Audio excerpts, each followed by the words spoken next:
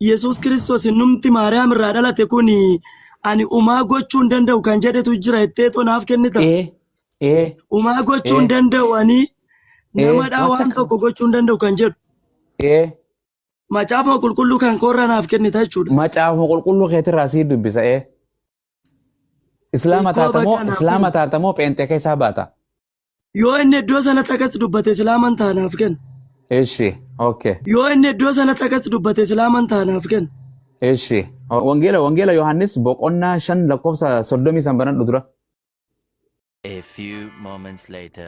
Yesuus itti dabaleedha. Yesuus itti dabalee ani humna kootiin homaa gochuu hin danda'u. Abbaa koo irraa akkan dhagayetti nam farada. Firdiin ani faradus qajeelaadha. Anoo yaada koo duukaa bu'uu hin barbaadu. Yaada isa na ergee duukaan bu'a malee. Okay. Yesuus waa gochuu hin danda'a jedhee moo waa gochuu hin danda'u jedhe? Yesuus itti dabalee ani umaa gochuu hin danda'uudha. Ni hin danda'a jedhe moo hin danda'u jedhe? Umaa gochuu hin danda'uudha. Humaa jaase. Okay, kanaafuu maaf na diddaree islaamaan ta'a jette wangeela keetiin Yesuus umaa gochuu hin danda'u jedheemi?